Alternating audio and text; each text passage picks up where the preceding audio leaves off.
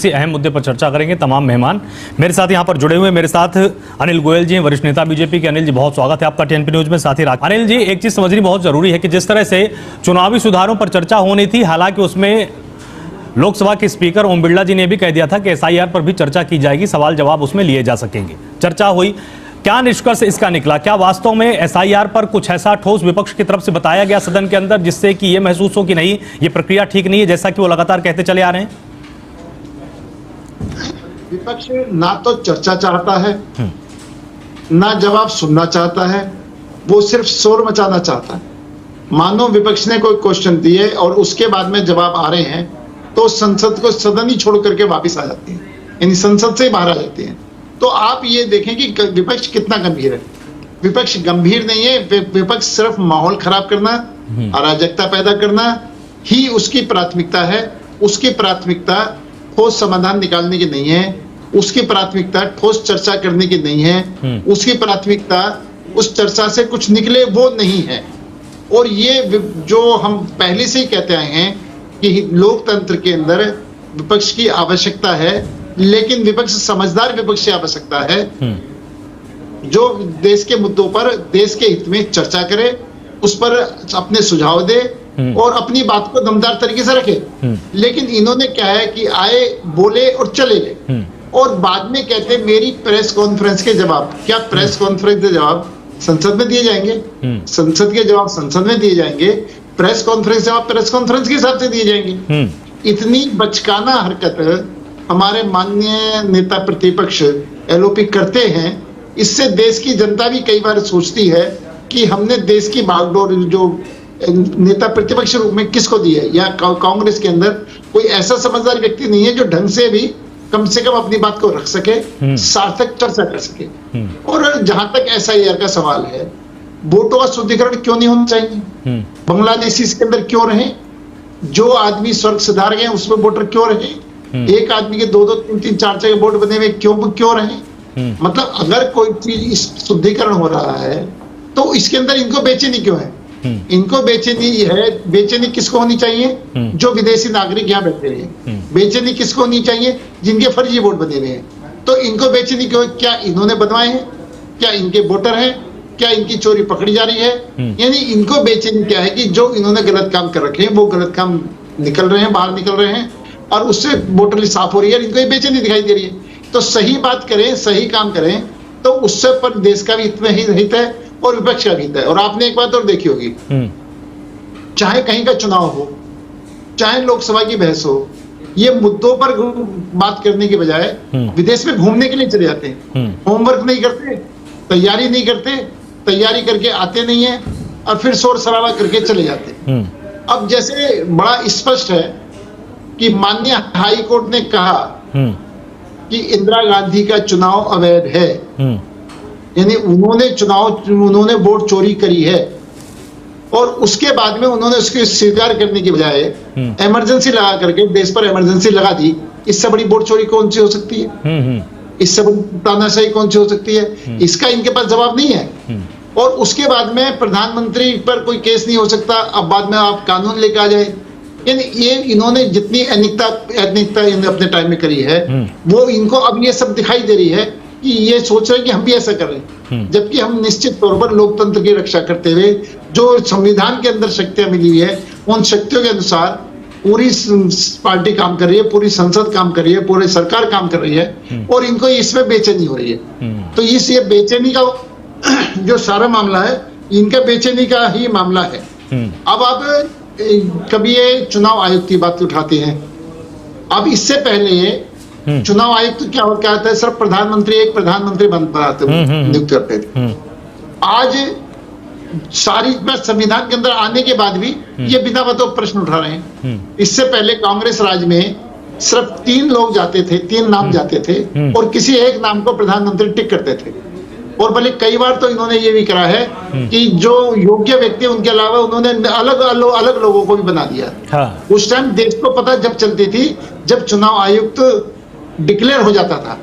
आज कम से कम एलओपी के पास लिस्ट तो भेजी जा रही है, चर्चा तो हो रही है, उसको बताया तो जा रहा है। आज इनको ये काम ठीक नहीं इनको लग रहा इनको ये लग रहा है कि आज सरकार अच्छे काम कर रही है और जनता के हित में काम कर रही है, देश के हित में काम कर रही है और इनको इस बात की बेचैनी है।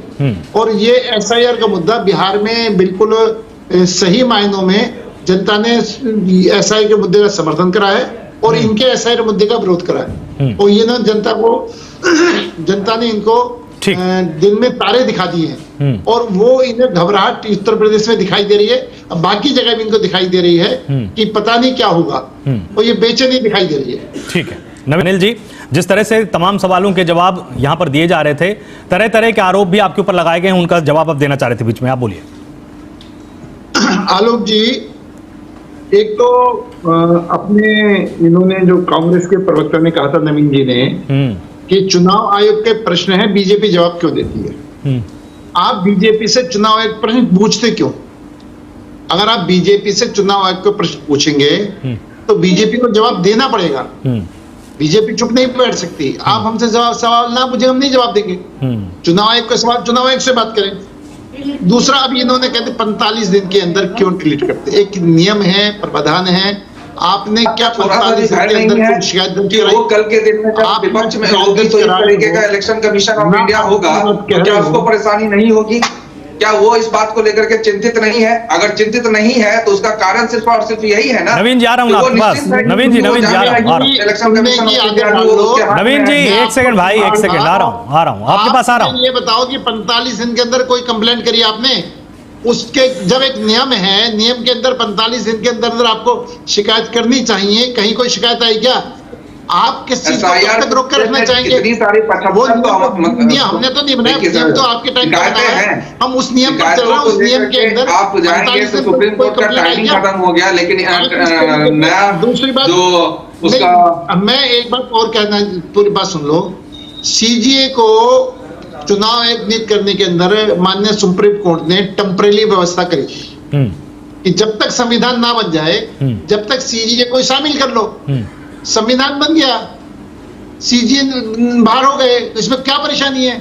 आपके टाइम में, कांग्रेस के टाइम में तो सिर्फ क्या होता था कि 3 नाम प्रधानमंत्री कार्यालय में जाते थे और किसी एक पर प्रधानमंत्री टिक कर दे, वो बन जाता था। एलओपी को बात भी नहीं होती थी, सब पता भी नहीं होती थी। डिक्लेयर होने के बाद में पता होती थी कि भैया ये हमारा चुनाव आयुक्त बना हुआ है।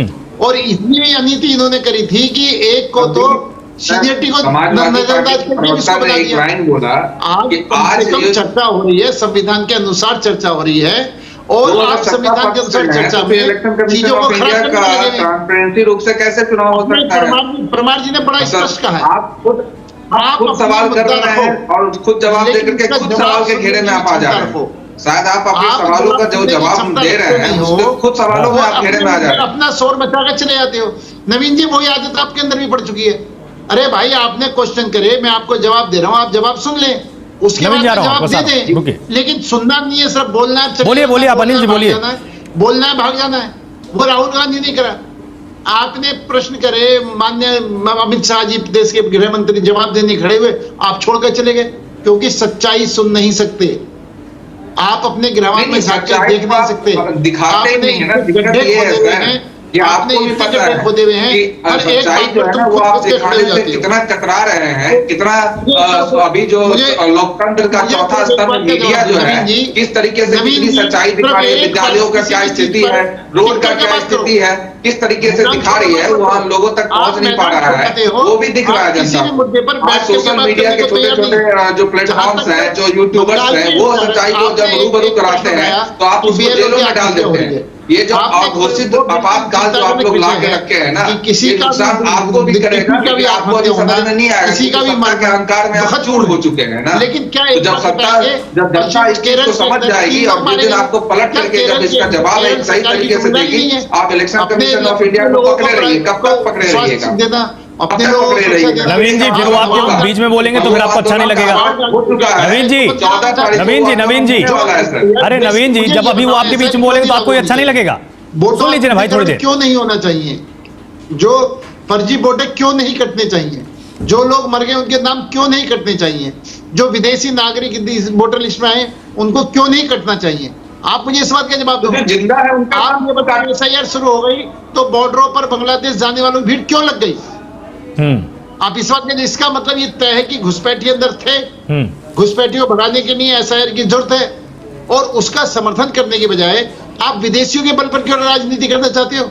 विदेशी नागरिकों को बुला करके वोट बनवा करके आप चुनाव जीतना चाहते हो, तो निश्चित तौर पर आपके मानसिक दिवालियापन जो स्पष्ट दिखाई दे रहा है को कहा जा रहा है, क्या रीजन? दूसरी बात, आप प्रेस कॉन्फ्रेंस से जवाब प्रेस कॉन्फ्रेंस से लेंगे। बिल्कुल राकेश जी ने ठीक कहा कि प्रेस कॉन्फ्रेंस से जवाब प्रेस कॉन्फ्रेंस से लेंगे, और आप सदन के जवाब सदन में लेंगे। और बोले हैं कि गृह मंत्री भरे संसद में किस तरीके से अभद्र भाषा का इस्तेमाल कर रहे हैं, तब तो आपका जवाब नहीं आया कि गृह मंत्री को ऐसा नहीं बोलना चाहिए। उनका वर्ड सुनेंगे कि इलेक्शन कमीशन काला, मतलब इस टाइप का वर्ड यूज कर रहे हैं, और विपक्ष को जो बैठा हुआ है उसको आप भौंको कौको कर रहे हैं। तो आप भी एक समय कौको भौंको जवाब बाहर जाकर के बचकाना बात करेंगे, बचकाना बाहर जाकर बात करेंगे, जो तो आप लोग आपकी देते हैं खत्म हो जाती है। बड़े संसद में, तो ये बिल्कुल स्पष्ट बात है, जनता ये देख रही है कि मैंने। अच्छा ठीक है ठीक है ठीक है। अनिल जी एक सेकंड, अनिल जी एक सेकंड, अनिल जी थोड़ी देर रुकिए। ठीक है, नवीन जी बोलिए आप। नवीन जी बताइए नवीन जी बताइए। चर्चा इतना कहना चाहता हूं सर। अनिल जी आ रहा हूँ, एक सेकंड अनिल जी थोड़ी देर रुकिए, आप थोड़ी देर रुकिए। आप यहाँ चुनाव में इस तरीके से यहाँ पे जो वोटर अधिकार यात्रा किया और निकले, हमारा काम वोटर अधिकार यात्रा में लोगों को जागरूक करना था।